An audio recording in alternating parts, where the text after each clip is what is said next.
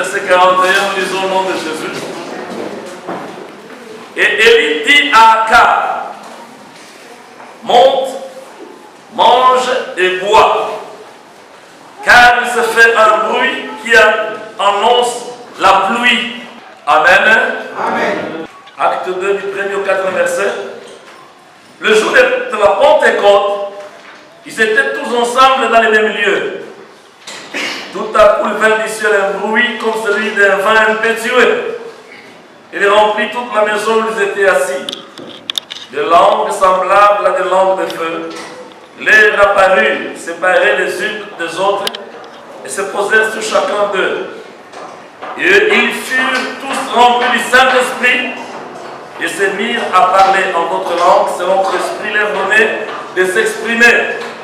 Que Dieu vous bénisse pour votre patience. Pour nous asseoir.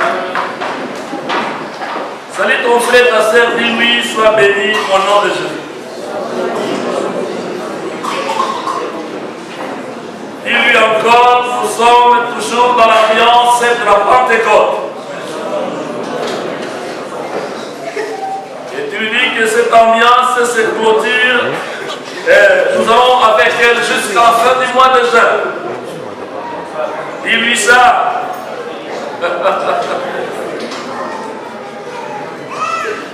Notre troisième lecture, nous n'allons pas la faire, mais elle est dans Ézéchiel 37, du 1er au 12e verset. Là, vous allez seulement écrire cela. On n'a pas vraiment le temps de lire cela.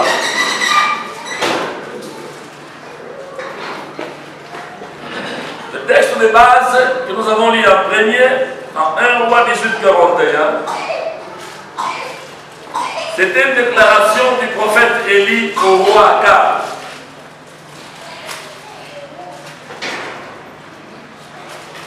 Il dit que Élie dit à Akab, monte, mange et bois, car il s'est fait un bruit et annonce la pluie.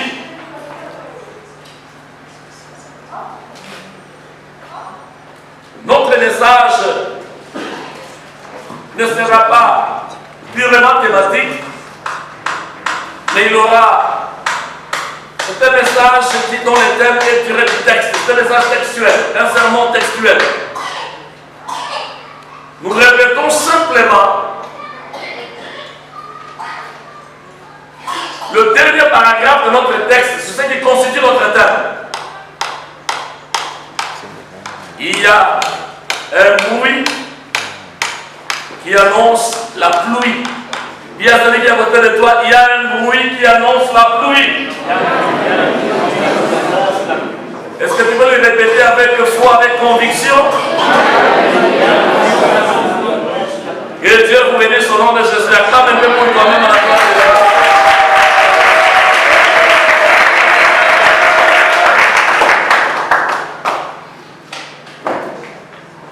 L'objectif de cette œuvre ou de ce message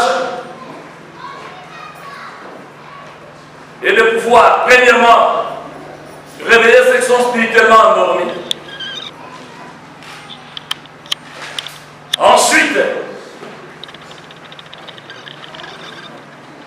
fortifier ceux qui sont affaiblis ou découragés. La parole de Dieu vous parle de l'événement qui s'était passé en Israël. Et cet événement était caractérisé par 3 étapes. Et liant cet événement avec le verset cité, je vais dire que les 3 étapes de cet événement tournent autour du bruit qui annonce la pluie.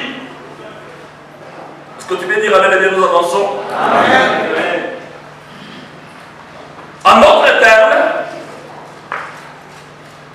il y avait un événement avant le bruit qui annonce la pluie. Ensuite, il y eut ce bruit-là qui annonçait la pluie. Et enfin, il y a eu des événements qui se sont suivis. Après ce bruit, il y a eu la pluie.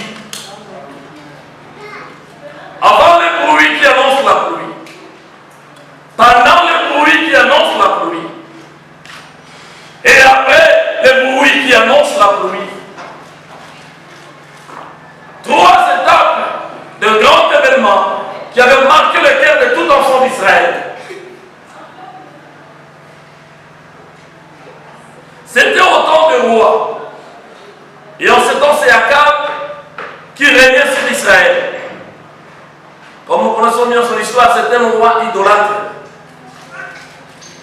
qui, contrairement à la loi donnée par Moïse, avait pactisé de vivre dans le mariage avec une femme sidonite appelée Jézabel. Une femme qui a hérité de ses pères l'idolâtrie. Dieu avait dit à Israël, tu ne contracteras pas de mariage avec les nations que tu vas trouver sur le terre de Canaan. Car ces nations sont polythéistes. Ils sont idolâtres. Ils risqueront d'attirer ma colère sur toi. Moi je dis aux enfants de Dieu, en ouvrant une parenthèse, que c'est une grande imprudence de se marier à un païen ou à une païenne. Tu te crées toi-même une tombe. Et je ne pense pas que tu auras une résurrection par excellence. Est-ce que tu peux dire la main de Dieu au nom de Jésus? Amen. Que votre choix ne soit pas basé sur la convoitise charnelle. La Bible dit, nous n'avons rien à porter sur la terre et nous n'emporterons rien de la terre. Et Salomon crie dans Ecclésiaste pour dire, vanité de vanité, tout est vanité. Celui qui connaît la valeur de son salut voudra que parmi les critères de son mariage, qui est la présence même de ses saluts, qui épouse l'enfant de Dieu, parce qu'il a découvert en lui Christ, a fait le meilleur choix qui puisse exister. Mais qui épouse quelqu'un pour ce qu'il a, parce qu'il est financièrement assis, parce qu'il est connu sur le plan social, et exclut les critères de la grâce du salut, cette personne condamne sa vie à mort. Celui qui a compris ces choses, il les amène très bien. Amen. C'est ainsi qu'Akab, un enfant d'Israël, a commis la grave erreur d'épouser Jézabel, une fille de nation, une sidonite, plongée dans l'occultisme, plongée dans l'idolâtrie, parce que l'idolâtrie marche de pair avec l'occultisme. Celui qui adore les idoles adore les démons. Celui qui adore les idoles adore le démon, adore le diable. Et s'il y a quelque chose à laquelle Dieu s'attache, plus dans sa nature divine, la chose à laquelle la jalousie de son cœur brûle, et à cause de cela il s'appelle faire dévorant, c'est l'idolâtrie. C'est une insulte délibérée contre Dieu. Lorsque Joseph entre dans sa maison et trouve quelqu'un qui a placé sur le mur de sa maison et son salon une photo ou un portrait d'un crapaud, et en bas il écrit Ancien Joseph. Quelle sera sa réaction? Il sera émotivement enflammé, même s'il est rempli du Saint-Esprit. Est-ce que tu peux dire la main de Dieu? Et qui a porté ainsi atteinte à ma personnalité pour me rabaisser jusqu'à ce niveau?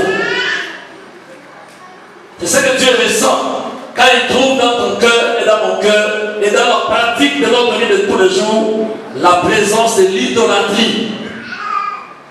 C'est un coup d'état monté contre Dieu. Et Dieu réagit toujours. Et surtout très négativement. C'est là que sa colère se déploie. À cause de l'influence de sa femme, Akab a plongé tout Israël dans l'idolâtrie. Israël est devenu un peuple clochard.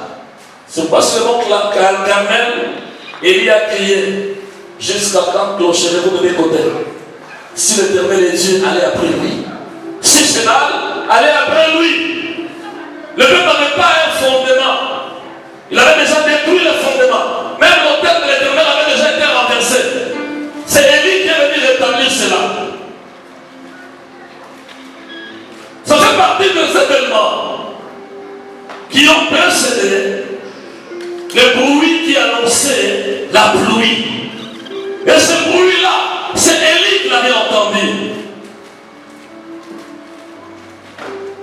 Suite à cette idolâtrie, qui est une prostitution spirituelle qu'Israël avait connue, Dieu qualifie l'idolâtrie de prostitution spirituelle.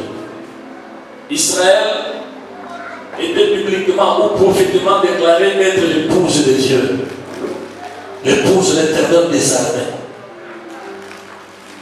Alors le mariage, c'est un pacte conclu avec un engagement réciproque. Dieu avait ses engagements vis-à-vis d'Israël. Et Israël aussi avait le sien vis-à-vis de Dieu. De même que l'Église est l'épouse de Christ, Israël fut aussi l'épouse de l'Éternel. Est-ce que tu veux dire amen au nom de Jésus? L'idolâtrie, c'est une forme de polyandrie sur le plan spirituel. Et c'est l'autre chose de la prostitution. La polyandrie, cela qui fait que dans d'autres contrées, je ne sais pas moi, si dans RDC ça existe, mais je ne pense pas, où on permet à la femme d'avoir plusieurs hommes. Donc il est libre de se marier à 3, 4, 5 personnes. Il y a des constitutions de ce monde corrompu qui permettent cela dans certains pays. Et gloire à Dieu parce que d'autres pays, ce n'en est pas. À la ligne. Et je ne sais pas si c'est une question sur table, parce que là, le député m'avait parlé de fois pour dire que la question des mariages à la personne de son choix, qui pourra plonger le pays dans l'homosexualité, dans la lesbianisme, dans la polygamie, tout comme dans la polyandrie, est en cours. C'est un dossier sur table. Notre Parlement continuera à discuter sur cela. C'est pourquoi j'encourage les enfants de Dieu qui, remplis du Saint-Esprit, ressentent dans leur cœur un appel politique. Faire la politique n'est pas un péché. Si Dieu t'a fait grâce et que tu sens ces fardeaux de pouvoir servir ton pays dans la politique, tu feras la meilleure parce qu'avec toi, tu pourras sauver le pays de certaines ordonnances sataniques et nous épargner le danger des morts éternelles. Est-ce qu'on peut acclamer le Seigneur? Gloire à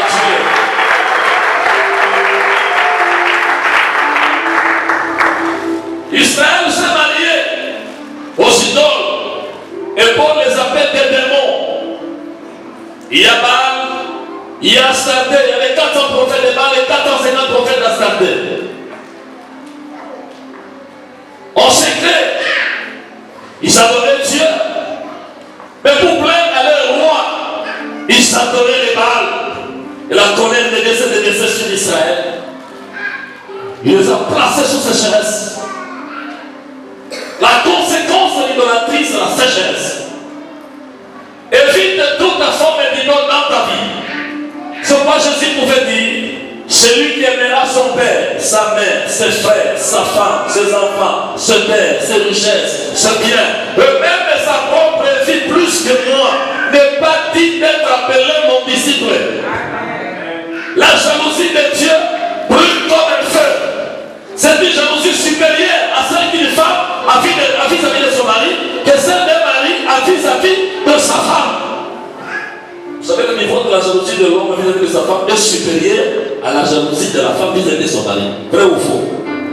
La femme peut jalouser aujourd'hui, demain ou le lendemain, et se retrouve dans un mariage polygamique, et après pourra confesser, dire du Wanawé. Mais l'homme, dans ce cadre-là, apprendre seulement, ou même voir un songe. Peut-être un songe qui ne vient pas de Dieu. Parce que le diable aussi donne des songes. Il voit un songe de sa femme sur l'épaule de l'autre homme. Quand il va se réveiller, je vous dis que ça va être un feu. Je connais comment le diable combat les mariés, comment les célibataires, comment il combat les fiancés. Je me souviens une fois, j'avais fait un songe comme cela. On avait encore des enfants avec mon épouse. 3. L'hospitalier Bénard de Bonage. Alors un jour, il n'est pas dit que parce que Dieu a rempli le Saint-Esprit, le diable ne va pas te parler. Dieu n'a plus rempli le Saint-Esprit que Jésus, parce que lui, quand il est entré en jeûne et prière même, le diable est venu lui tenter pendant 40 jours, 40 nuits. Vrai ou faux? Est-ce que nous sommes plus forts que Jésus? Quand on contrôle les songes, il ne faut pas conclure dans tout songe que tu vois que ça vient de Dieu. L'ennemi peut te parler avec objectif de destruction. Alors je vois un songe. J'étais du côté de la Rico, parce qu'il y a trop là-bas. Alors je vois que je descendais par loin de la maison blanche. Je vois mon épouse sous l'épaule de l'homme. Et ils étaient en train de rire. Oh, la Là où j'étais dans le son, j'étais un karatéka par excellence. Je les ai tous tabassés, je me suis réveillé. Parfois, je me réveille comme ça. Mes mains sont sur les coups de mon épouse. Toi, qu'est-ce que tu fais? Je me réveille, quoi? Et quand quelqu'un se réveille brusquement, elle dit quoi? Elle est là, quoi? Qu'est-ce qui se passe? Je dis aujourd'hui, tu vas me dire tout ce qui se passe dans ta vie. Je ne t'ai jamais tabassé, mais aujourd'hui, je vais même te briser. Qu'est-ce qui se passe, mon mari? Il dit aujourd'hui, c'est aujourd'hui. J'étais rouge de colère. Il me dit, est-ce que tu peux te calmer d'abord? Explique-moi ce qu'il y a. Et moi, je te dirai tout ce que je sais dans mon cœur. Je lui ai dit, j'ai fait des fois comme ça. Ça, c'est Dieu. En tout cas, ça, c'est Dieu. Il dit, Josué, crie de blasphémer contre l'Éternel. Souviens-toi d'où nous partons. Notre débit là. C'est ça la base. Amen, amen. Quand il m'a seulement dit ça, directement la colère était complètement éteinte, comme un feu de braise sur lequel on vient de déverser tout un seau d'eau. J'ai dit c'est vrai. Il ne m'avait pas accepté parce que j'avais quelque chose, un déménage d'année qui va maintenant se révéler contre nous. Je n'avais rien, j'avais deux chemises, un pantalon, un catch compliqué et une chaussure en forme de capolo. Alléluia. Alors je me dis, qu'est-ce qui va la pousser à se battre le fidèle? Il me dit que mais toi tu oublies aussi parfois que l'ennemi, il cherche comme des enfants de Dieu. Mais comment tu as oublié tes propres enseignements? Je me suis répandu. Alléluia. Et après la communion est rentrée. Ce n'est pas tout songe que tu vois qui vient de Dieu. D'autres songes émanent des préoccupations de la journée. D'autres songes émanent de Satan. Et d'autres songes émanent de Dieu. Quand Dieu parle, il y a la paix, il y a la joie, il y a l'amour, il y a l'unité, il y a la communion.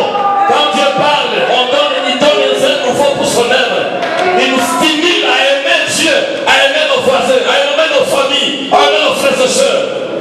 Et même quand il te parlera de quelqu'un qui est méchant dans la famille, c'est parce qu'il a déjà préparé ton cœur à l'aider à prier pour son salut. Il ne va pas t'inciter à la violence, à la méchanceté, à la haine. Faites attention et le discernement quand Dieu te parle. Découvre si c'est Dieu ou ce n'est pas Dieu. Est-ce que tu viens regarder le Seigneur si tu comprends bien ces choses?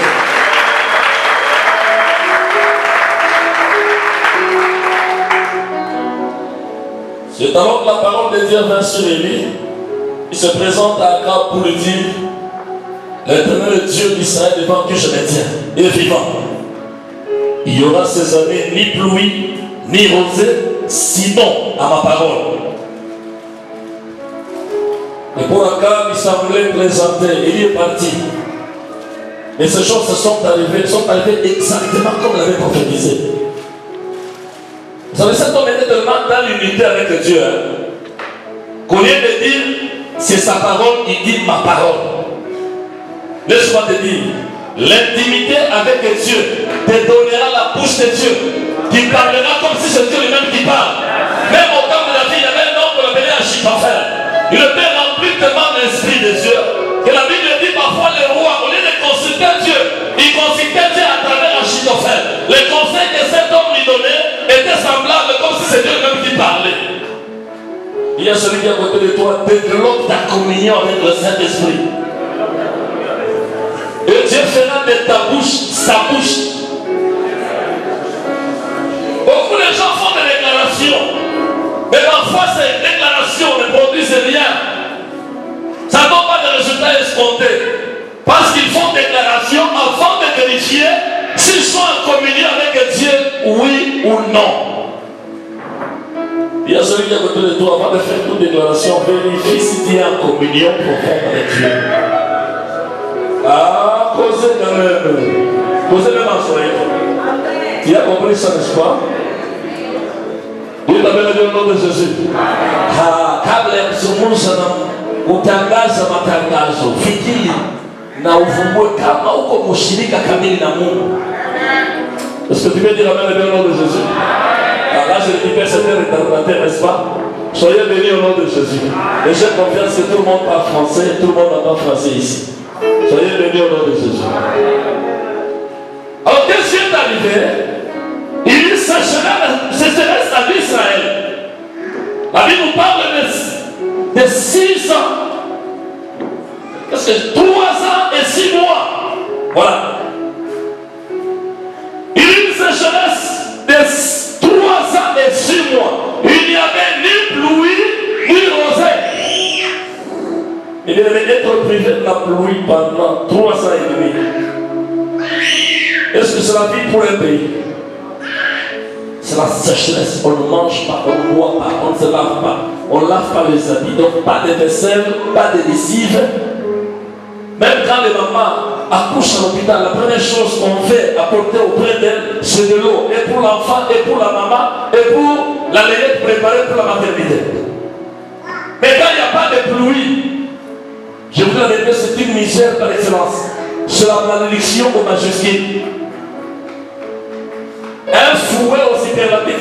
Vous savez, on nous disait autrefois dans le passé, quand j'étais enfant, quand on commençait à grandir, pendant qu'on voulait punir nos petits frères, petites soeurs, les fouetter, quelqu'un m'a dit non, tu l'enfermes seulement dans un champ. Tu lui dis, tu ne joues pas aujourd'hui. Et pour un enfant, le jeu vaut plus que la nourriture. Et pour un être humain, l'eau dans son corps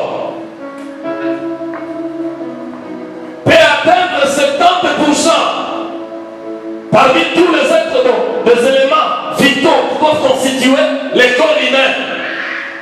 La biologie nous enseigne que dans le corps de l'homme, il y a l'eau, il y a le sel, il y a les lipides, c'est de la graisse, il y a les protéines, c'est de la protéine. Amen, amen. Il y a aussi les minéraux. Mais l'eau constitue la plus grande partie. Ça englobe une plus grande superficie dans le corps humain. Et maintenant, priver cet homme de l'eau pendant 3 ans et demi. Catastrophique. Et pour son serviteur, Dieu lui trouve un refuge. Il envoie au torrent des Kérites et il prépare des corbeaux pour lui apporter chaque soir le pain et la viande. Et l'eau lui servait de sécurité pour sa santé.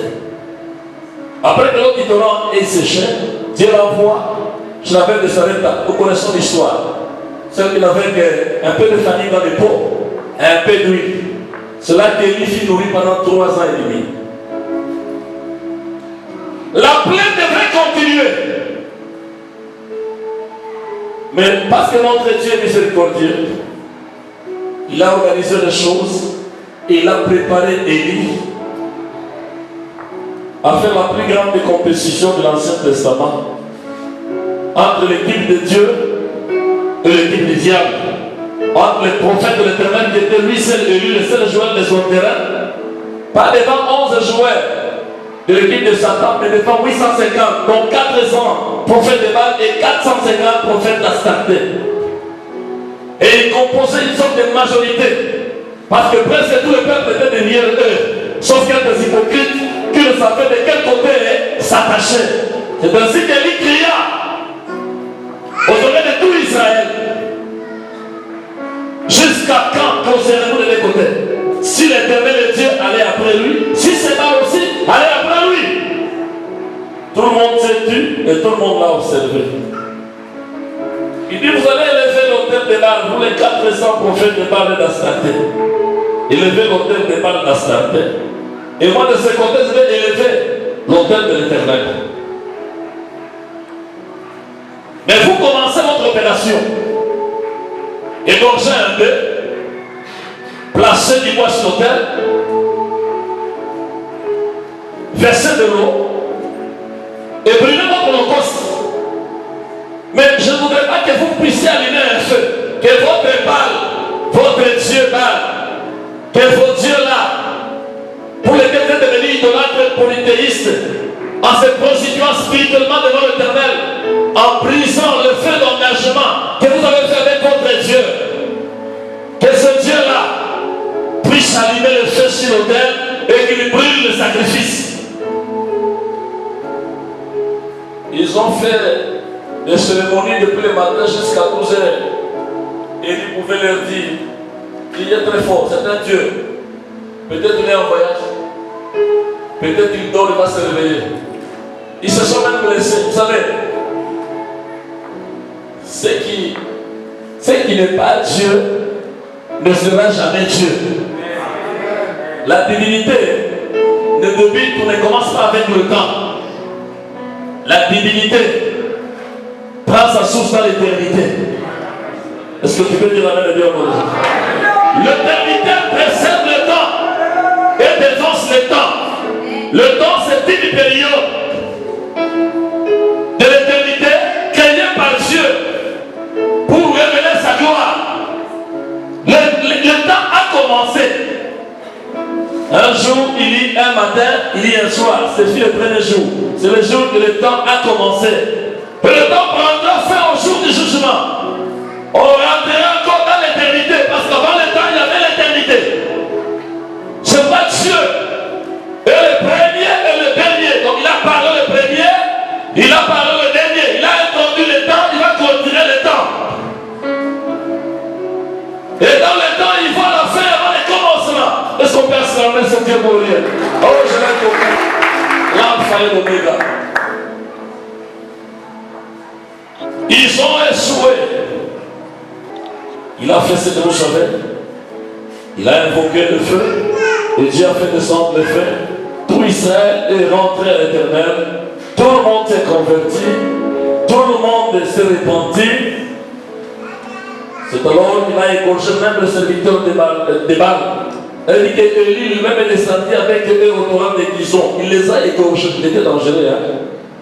S'il était à notre temps, on allait dire quel homme de Dieu meurtrier, assassin comme ça. Il a égorgé 850 personnes. Élie l'a fait. Cet homme ne blaguait pas. Écoute, il n'y a pas de blague et de plaisanterie dans son salut. Sois sérieux avec ton salut. Est-ce que tu peux dire amen bien? Dis à ton prochain, sois sérieux avec ton salut. Sois très sérieux même avec ton salut. Après avoir égorgé tous les prophètes de Baal et d'Astarté, c'est alors qu'il est monté sur la montagne. Et avant de monter, il dit à Akab, mon cher, il dit à son serviteur, va dire à Akab qu'il se prépare à rentrer dans sa maison.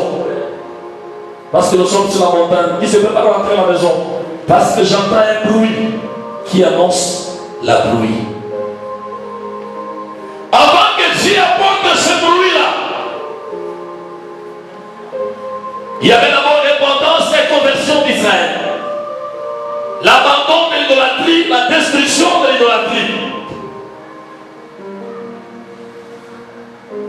Dieu te fait entendre un bruit dans ta vie. Et cette pluie, et ce bruit-là, annonce la bénédiction. Annonce la gloire de Dieu. Annonce l'exaucement de ta prière. Annonce ton élévation. C'est un bruit qui annonce la grandeur, la pluie et l'accomplissement des promesses de Dieu dans ta vie. Et l'une des plus grandes promesses, c'est la descente de Dieu pour faire de son corps ton temple. C'est-à-dire le Saint-Esprit venir habiter en toi. Parce que toi, tu as reçu Jésus comme sauveur et Seigneur. Est-ce que tu veux dire amen bien au nom de Jésus? Mais avant que Dieu fasse entendre la pluie, le bruit, il faudrait que tu puisses revenir à Dieu de tout ton cœur. Et tu mettes fin à toute forme d'idolâtrie qui est dans ta vie. Il y a des gens qui ont des idoles et qui ne le savent pas. Un jour, Dieu dit à Ézéchiel, ce peuple a des idoles dans leur cœur. Tu vois, quand ils m'invoquent, je n'écoute pas les prières. Tu peux chanter un désordre, danser, prêcher un désordre, sauter, plus que moi. Mais si tu pries en désordre, qui exaucera ta prière? Avant de faire la prière, avant de servir le Seigneur, vérifie dans ton cœur s'il n'y a pas d'idole.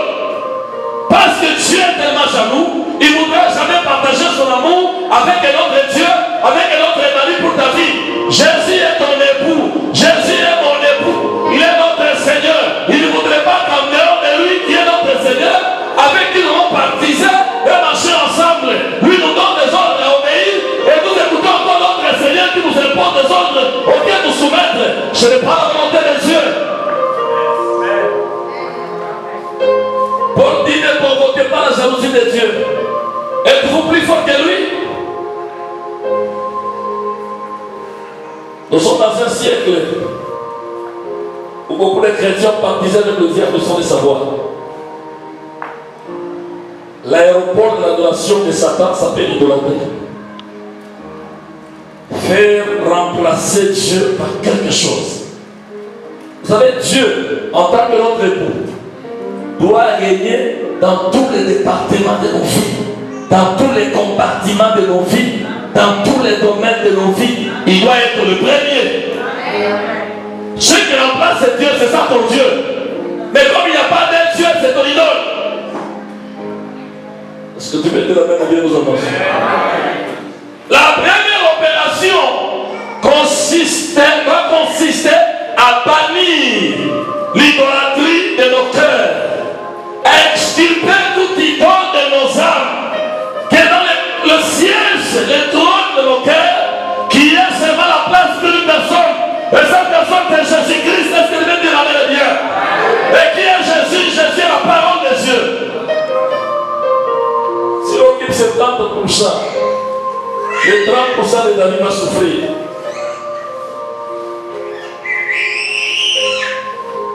Il y a beaucoup d'idoles que nous devons détruire. Vous savez que le modernisme, c'est une idole à détruire. Le modernisme nous exige à parler comme le monde, à nous habiller comme le monde, à nous coiffer comme le monde. Est-ce que tu peux dire la même bien de Jésus? À nous comporter comme le monde. Envoie le langage de ce monde. Même dans les films de dessin animé que vos enfants suivent, vous devez faire attention, maman. Parce qu'ils peuvent être emportés facilement par le modernisme. Et que d'une manière négligente, là, tu peux laisser tes enfants être possédés par des démons. Les démons quittent l'écran de télévision, l'écran de téléphone pour posséder les gens. Ne vous en faites pas. Ils sont très souples. Il suffit que tu avales ce qui leur appartient, ils te saisissent, ils te possèdent. Contrôle ce qu'ils regardent, c'est très important. Il n'y a pas de plus grand héritage à nos enfants que Jésus, que la parole de Dieu. C'est plus que toutes les voitures, que toutes les parcelles, tous les étages du monde. C'est plus que leur offrir des voyages au travers du monde et leur offrir chaque soir, devant moi, des bons plats dans les shoprite. Qui continue encore à prier en famille dans leur maison, lève un peu la main. Qui concerne le culte familial, ne lève pas la main si vous ne le faites plus. Si vous avez cessé de le faire, baissez vos mains. Mais si vous le faites chaque jour, levez vos mains, le culte familial. Je vous le dis, quand vous faites ça, vous s'aimez, un jour vous moissonnerez. Soyez bénis au nom de Jésus. Il n'y a pas longtemps, un couple de notre église a perdu l'un de leurs fils. Il était une grande personne qui s'est préparée au mariage. Bon, je ne sais pas si cet enfant était totalement plongé dans les choses de Dieu, mais son père et sa mère aiment le Seigneur. Et ce papa-là est plus âgé que tous les papas de cette église. Amen, amen. Les temps se sont écoulés après le deuil. Chaque fois quand j'ai prié pour eux, Dieu me disait de leur dire Dieu va vous consoler. Autre fois, je leur disais seulement Dieu va vous consoler. Après un jour, je leur dis, ce que je vous dis ici, c'est le Seigneur qui me répète cette parole. C'est arrivé jusqu'à plus de 5 fois. Va leur dire que je vais les consoler. Je ne savais pas Dieu va les consoler comment. Des choses étonnantes. Ils ont eu des hier, ils m'ont appelé. C'est le papa qui a perdu son petit frère. Je suis allé le voir du côté Kaoma, c'était le soir. J'arrive là et papa me dit, papa, la parole que tu m'as toujours répétée là, Dieu m'a dit, il va vous consoler. Dieu m'a dit, il va vous consoler. Je viens de vivre une consolation divine qui me dépasse. Il dit, qu'est-ce qui se passe? Il dit que l'un de mes fils m'a invité dans un certain quartier, toujours le Pachis. J'arrive là, nous sommes entrés dans une parcelle clôturée là, avec une très bonne barrière, nous sommes entrés à l'intérieur. Je me suis posé la question de savoir, mais c'est son ami ou bien c'est une nouvelle maison qu'il a construite? Nous sommes entrés, nous sommes assis. Toute la maison était meublée, il y avait tout. On a construit, il y avait des cadeaux, tout ça. Tout ce qui est luxueux était dans cette maison-là. Ou bien c'est trop dans cette maison. Après, il me dit, papa, Dieu m'a mis à cœur de t'honorer pendant que tu vis encore parmi nous. Voici la clé de ta maison. Il y a du courant, non seulement de la stèle, il y a aussi des, comment on appelle ça, des panneaux solaires et des inverseurs. Quand le courant de la stèle part, il renverse l'inverseur et c'est le courant des panneaux qui s'allume. Tout, des congélateurs, tout. Donc tout avec tout. Des cuisinières, tout. Il ne pouvait jamais imaginer que cet enfant un jour, il n'est même pas l'aîné de ses fils, mais c'est l'un de ses fils. Et il me dit, papa, Dieu est fidèle. Laisse-moi te dire, il y a un bruit qui annonce la paix. Dieu est fidèle. Dieu est fidèle. Toi qui marches avec le Seigneur, ne te décourage pas. Si tu n'as pas compris quelque chose dans ta vie, je t'annonce ce matin qu'il y a un bruit qui annonce la pluie.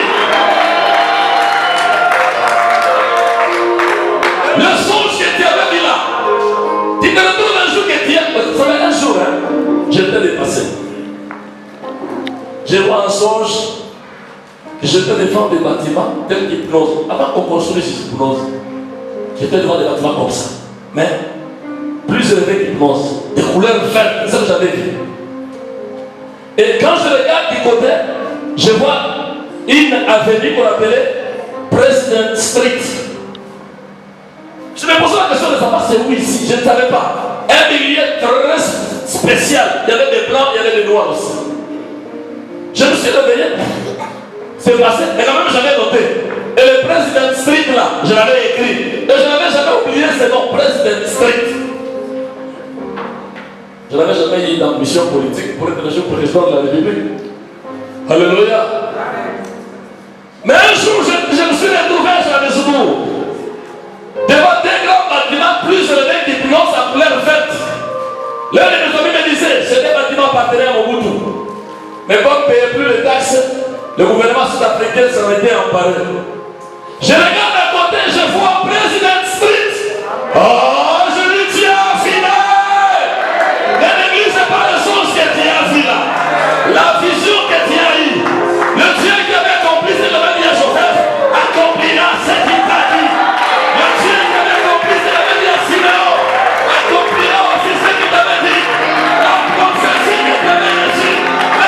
La vision, c'est un bruit qui annonce la pluie. Il pleuvra obligatoirement. Et tu témoigneras la gloire de Dieu. Mais le problème, c'est de détacher de ton cœur toute forme d'idole. Pourquoi l'idole, c'est pas la nourriture?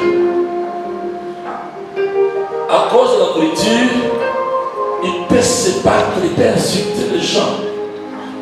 Il peut changer l'eau comme l'ancien pays l'a toujours dit. Maïa. Yabukari n'a changé dans quoi Maï. Yakunawa. L'eau préparée, apprêtée pour faire des foufous, transformée pour devenir l'eau de bain. Parce que le cœur a l'idolâtrie. Si la même de Sarepta avait comme idole la nourriture, elle n'allait pas servir Élie. Et il allait mourir avec son fils. Pour l'autre, c'est l'argent. Quand l'argent est ton idole, tu ne paieras jamais la dîme, tu ne donneras jamais les offrandes. Quand on parle de contributions pour la construction du temple de Dieu, toi tu trouveras pour ta vie comme si on te maudissait. Tu ne voudras même pas te présenter dans ces cultes-là. Vous savez qu'il y a des cultes-là, les gens se présentent pas parce qu'ils n'aiment pas seulement contribuer pour l'avancement de l'Église. Quand on parle de ces choses, ils sont la colère. Ils sont même d'insulter les pasteurs. Les anciens.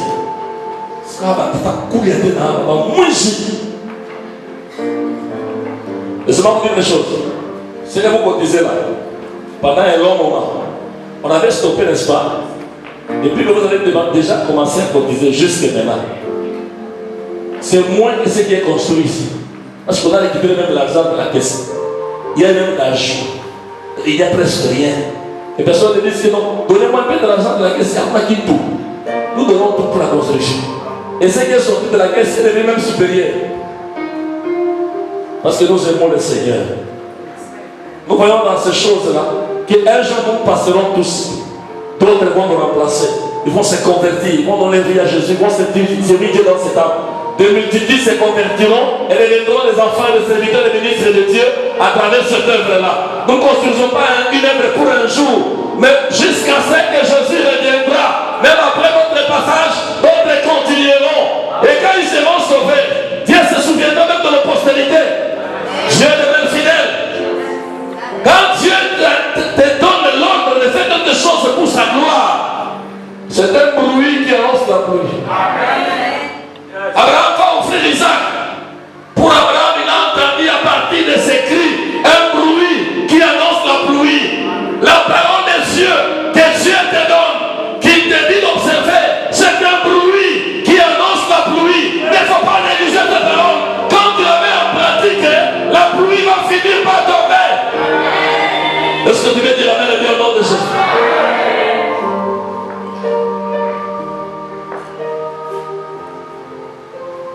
Pendant qu'il y avait ce bruit-là aux oreilles d'Élie, en bas de la montagne, Akab était découragé. Il n'était même pas pressé d'obéir à ce qu'Élie lui avait dit. Mais il ne savait pas qu'Élie, en entendant le bruit, il était en train d'intercéder pour son peuple. Il était en train de réclamer la pluie. Et il avait déjà l'assurance d'être exaucé, la garantie de l'exaucement à partir du bruit qu'il entendait. Laisse-moi te dire que notre Élie, c'est Jésus. De même qu'Élie avait dépouillé, désarmé et anéanti, vaincu le serviteur de Baal et détruit le balamisme en Israël, Christ est même à la croix. Il a dépouillé les dominations et les autorités du royaume de Satan en le livrant publiquement en spectacle. Cette œuvre qui a été accomplie, c'est pour que la pluie puisse tomber sur toi et sur moi. L'œuvre de la croix a résolu tous nos problèmes. Nous pouvons avoir des problèmes de plusieurs couleurs, mais la solution est l'unique. C'est Jésus-Christ. C'est lui qui a payé le prix. Et dans l'adoration, il y a l'amour exagéré de Dieu. Aimer Dieu plus que son estomac, aimer Dieu plus que sa race, aimer Dieu plus que sa famille, aimer Dieu plus que l'argent, aimer Dieu plus que sa vie, et même être prêt à être tué pour Dieu. C'est ça l'adoration par excellence. Elle ne s'exprime pas seulement en parole, mais elle s'exprime aussi en consécration totale vis-à-vis du Seigneur. Je peux détruire mon programme si tu as besoin de mon argent. Voilà l'adoration. Si l'Éternel est dit aller après lui, si je vais aller après lui, avant qu'il y ait le bruit qui annonce la pluie, il faudrait d'abord qu'on mette fin à l'idolâtrie et que le cœur revienne à l'adoration pour adorer celui qui mérite d'être adoré, l'Éternel des armées. Et après maintenant, on peut invoquer ce Dieu. Depuis qu'il est monté, après avoir vaincu le mal, après avoir vaincu Satan et son armée, il est monté à la gloire du Père. Vous savez, Christ est monté au ciel pour trois objectifs. Le premier objectif, c'est faire ce qu'il faisait sur la montagne de Carmel. Mais Christ n'est pas sur la montagne, il est sur la plus haute montagne qui est le ciel. La tête d'Élie était entre ses genoux. Image de prière, image d'intercession, image aussi d'adoration. Christ aussi, depuis qu'il est monté, la première fonction qu'il joue, la plus haute de toutes les fonctions, le plus grand ministère qu'il exerce, pas sur les autres ministères, il les a exercés pendant 3 ans et demi. Dans les 3 ans et demi, il était apôtre, il était évangéliste, il était prophète, il était pasteur, il était docteur. Mais depuis qu'il est monté, il est intercesseur. Et même quand il exerçait les 5 ministères, il était un intercesseur assidu. Il priait plus qu'il ne prêchait. Il avait plus de temps de prière qui était supérieur au temps de la prédication. Lisez bien la Bible. Jésus pouvait passer toute la nuit à prier Dieu. Et s'il pouvait prêcher pendant 1 heure ou 2 heures de temps, c'était peu par rapport au temps qu'il consacrait la présence de Dieu. Quand on aime quelqu'un, on consacre beaucoup de temps pour lui, n'est-ce pas? Surtout quand on remarque chez les fiancés, c'est ce qui est beaucoup plus loin. Hein? Parfois les mariés posent moins que les fiancés. Dans mon fiançailles, là, on faisait beaucoup fuir par les soldats. Les gendarmes me faisaient fuir, je ne craignais pas. On est pourchasse aujourd'hui, on gifle même. Demain, je suis encore dans la famille de mon épouse. On va causer jusqu'à 23h, je rentre. Attention à ce temps où il y a couvre-feu. Petit, on risque de jeter en prison, hein, parce que vous tabassez sérieusement. Faites attention. Dans notre temps, il y avait des gendarmes, et on savait comment les échapper. Mais à cette période de couvre-feu, ils sont nombreux. Ils peuvent prendre votre nord-ouest, sud et est, je vous dis, vous matraquez, vous déstabilisez comme un jeune garçon dans votre quartier qui a été molesté dernièrement, j'avais étudié. Il dit, papa, il n'a pas. Tu dors, il y a la bouche, putain. Toute l'ivresse était complètement arrêtée. On match dans ta tête. Amen, amen. Après avoir détruit l'idolâtrie, là, vous savez, même ton mari peut être ton idole, hein? Il y a des femmes qui ont une jalousie très mal placée. Il suffit que vous êtes en route avec votre époux et qu'il ne serve la saline. Ah, là, bonjour frère, bonjour papa, combien? Il est couché, il est couché, il est couché. Ah, télécharge, où la formule est télécharge? Est-ce que Dieu partout avec lui, là où il va partout en tout temps? Dieu là. Il y a quelqu'un qui les contrôle 24/24, c'est Dieu, c'est pas toi. J'avais un oncle, il vit encore. Terrible, là j'ai. Quand j'ai quitté Kisangani pour Lumbashi, c'est chez lui que j'étais logé. Je vous dis, il était très dangereux. Il suffisait qu'on s'assoie avec lui, qu'on s'assoie avec lui sur le épouse. Et un taximan, un chauffeur de camion, osait regarder seulement de ce côté-là. Il dit, dis, cet homme a regardé de ce côté. Qu'est-ce qu'il fait? Qu'est-ce qui se passe entre toi et cet homme? Tu le connais? Restez. Et je vous dis, il y a des femmes qui souffrent. Hein. C'est pas mes filles n'acceptent pas d'être épousées par des païens. C'est une malédiction. Ce n'est pas une bénédiction. Même si là, tous les villages du monde, c'est une malédiction. Peut-être c'est un occultiste qui va te sacrifier. Vous ne connaissez pas ça, ta valeur. À ce même de mourir célibataire, au lieu d'être épousé par un païen, dites Amen bien.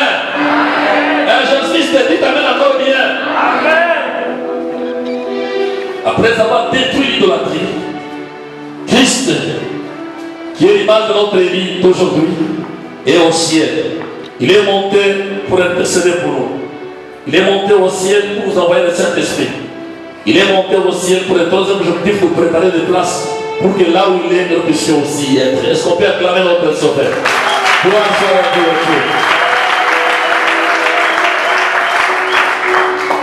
Amen, amen. Je vois qu'Élie a persévéré dans la prière. Ta prière seulement avant de manger, avant de dormir. Si tu fais seulement 25 minutes, tu commences même à parler dans une fausse langue. Si on suit bien, tu ne parles même pas la langue, mais tu dis des histoires, tu racontes des bêtises. Comme une femme, une jeune fille là, une fois on priait, j'étais au célibataire, nous étions en équipe d'intercession que je dirigeais.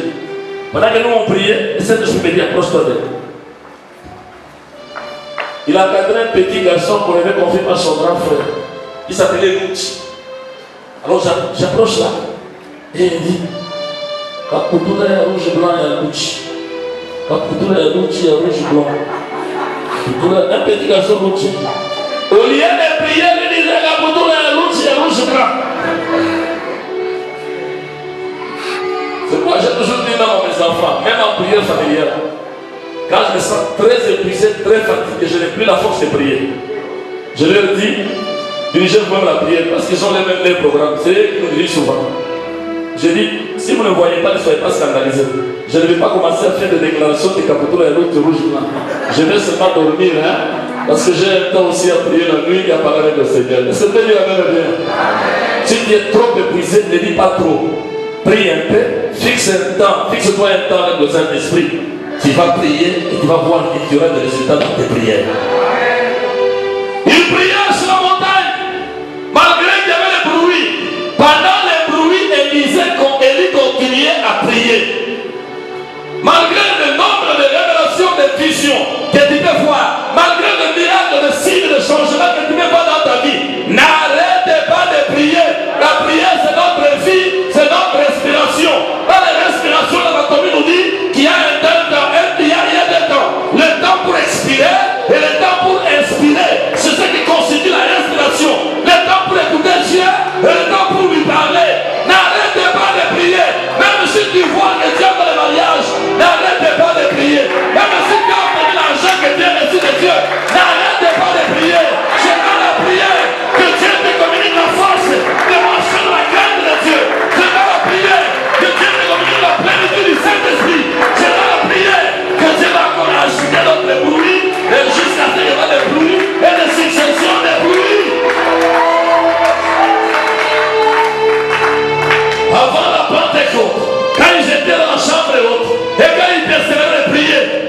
me dit, il y a un bruit, comme le bruit d'un grand vent, d'une grande tempête. J'aime le bruit du fond du Saint-Esprit. Avant qu'il fasse de l'âme de faire sur la tête, avant qu'il parle en langue et prophétise, il y avait un bruit. Ces bruits les a trouvés où? Dans la chambre haute. Et le bruit qui annonce la pluie te trouve dans la chambre haute. Là on ne pêche pas, là on prie. Là on cause avec Dieu. Là on cherche le Seigneur.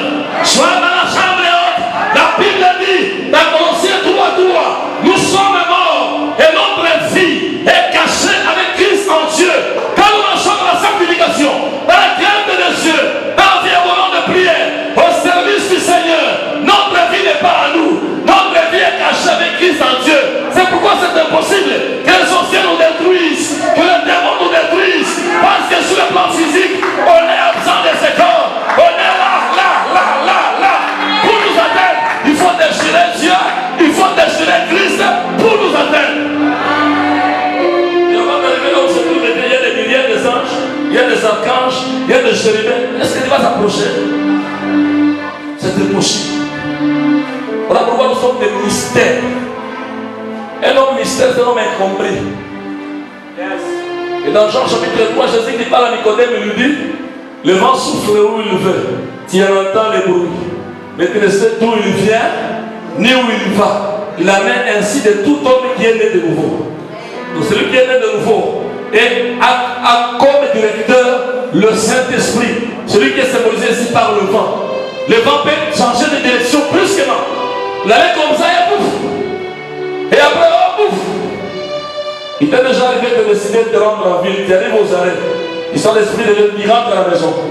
Et quand il rentre à la maison, il y a un visiteur qui vient. Il te bénit. Et il était très pressé. Si tu devais partir en ville, il n'avait rien à voir. Donc c'était un besoin vraiment des gens. Et il dit, ici c'est le Seigneur. Ceux qui sont conduits par l'Esprit de Dieu sont fils de Dieu.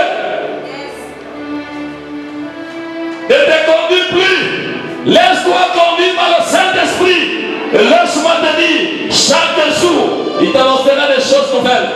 Il dit, invoque-moi, te répondrai, te montrerai des grandes choses, des choses cachées, des choses que tu ne connais pas. J'aime le bruit du Saint-Esprit. Parce que c'est un bruit qui annonce la pluie. Dans le monde, il y a des bruits vides. Vous savez les bruits vides? Vous sortez dehors, vous ne trouvez rien. Peut-être c'est un Français qui est passé par là et qui sent d'être un fou, qui danse un peu, les enfants se réunissent et les gars, personne sont dans la maison. Vous sortez, vous ne trouvez rien. Des bruits vides. Les politiciens sont spécialistes dans cette matière. Ils peuvent provoquer un bruit là. On voyait ça autant de sécurité. Mais après, tout le devient normal. Après la ville forte, il avait les fiances à Kinshasa. Une fois sur le tribunal de Kinshasa, il avait annoncé la ville morte. Je vous dis, il n'y avait pas de mouvement. Toutes les banques fermées, tous les magasins. Il n'y a personne qui s'est rendu à son entreprise ou à son parti politique. Mais après ça, les choses sont revenues à la normale, donc au rythme du temps passé. On pouvait dire le général Émile Janssen belge. Il dit après l'indépendance égale avant l'indépendance. Donc il y avait les bruits vides, les politiciens faisaient ce travail. Mais avec ta prière, le Saint-Esprit peut faire entendre des bruits qui peuvent apporter la pluie dans notre pays et dans tous les coins. Est-ce que tu veux dire la main de Dieu au nom de Jésus? Quand le Saint-Esprit apporte un bruit, il y a des résultats escomptés pour notre part. Et il y a aussi de la destruction dans les camps de l'ennemi. Vous savez ce qui s'était passé lorsque les 4 lépreux s'étaient approchés du camp des Syriens. Élisée avait prophétisé, demain à cette heure ici, la farine va baisser, l'huile va baisser, tout ça. Même l'officier d'ordonnance du roi trouvait cela comme le présenté. Même si Dieu pouvait ouvrir les écrits des cieux, est-ce que pareille chose a été bénéfique? Écoutez, je te donne un conseil. Paul dit à Timothée, ne méprise pas les prophéties, mais examine toutes choses. Retenez ce qui est bon. Non, c'est un Thessaloniciens qui parle de ça. Un Thessaloniciens chapitre 5. Amen, amen. Ne sois pas pressé d'accepter n'importe quelle prophétie. Mais ne sois pas aussi pressé de mépriser toute prophétie. Parce que Dieu parle tantôt d'une manière, tantôt d'une autre.